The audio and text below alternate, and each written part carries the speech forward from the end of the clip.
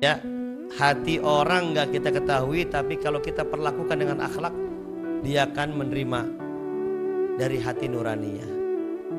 Maka kalau tidak dengan akhlak, itu tidak mungkin menunjukkan isi hati sebenarnya. Ya, orang berbuat baik kepada kita lihat kebaikannya, pasti ada yang ganjel dalam hati kita. Itu banyaklah. Itu contoh-contohnya akan panjang lebar ya. Maka untuk mengetahui isi hati orang dilihat dari ketulusan, keikhlasan. Ya, bukan sekedar dari kebaikannya, tapi perilakunya, cara penghormatannya kepada kita. Dia menghormati kita atau tidak. Kalau saya begitu Pak, melihat orang tulus atau enggak nih. Datang ke kita, misalnya bla bla bla bla bla bla bla bla, dia menjanjikan bla bla bla bla. Saya tidak melihat janjinya. Saya hanya melihat bagaimana dia menghormati saya. Contoh ini saya Pak.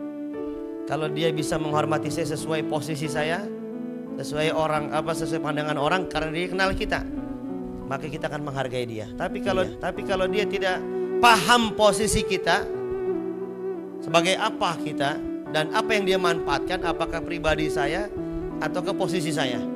Kalau dia memanfaatkan posisi saya, maka dia harus menghormati posisinya. Kalau dia hanya datang sebagai kepribadian dia karena saudara, misalnya karena teman dekat atau karena dia berarti menghargai pribadi saya. Itu beda-beda kita menyikapinya Pak.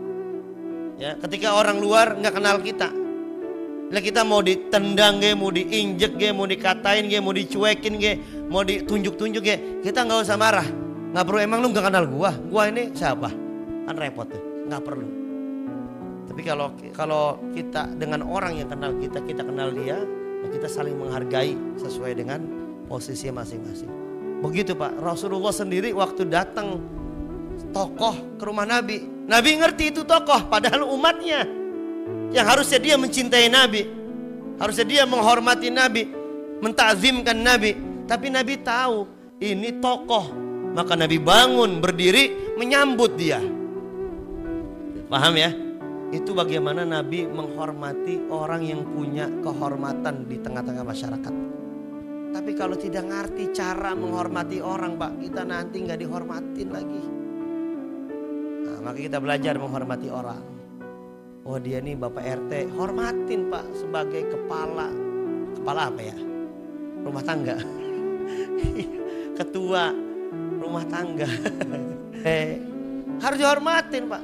Jangan direndahkan. Oh lo RT doang, emang lu berapa sih gajinya? Tuh, jangan main hitung-hitungan gaji. Itu orang kagak punya akhlak tuh. Iya, ya Allah, nggak boleh begitu. Nah ini kita harus paham. Kalau acara umum kita dudukkan orang-orang yang terhormat bersama kita. Kalau acara kajian khusus tidak, hanya satu orang aja, 2 orang yang harus berada di depan. Karena ini momennya momen kajian ilmu, maka yang pantas hanya orang yang punya ilmu untuk berbicara. Kalau acara umum, nah kita saling menghargai satu sama lain. Di situ Pak kita akan dihormatin oleh orang. Suara kita akan didengar sebagai suara kebaikan. Meskipun dia tidak pro, tapi dia tidak berani menentang suara itu.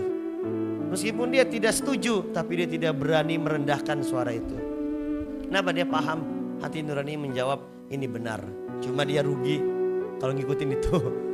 Nah, seperti Abu Lahab, Abu Jahal menolak ajaran dakwahan Nabi Muhammad sallallahu alaihi wasallam. Bukan karena Nabi jelek, karena dia merasa rugi jika berpihak kepada Nabi Muhammad sallallahu alaihi wasallam.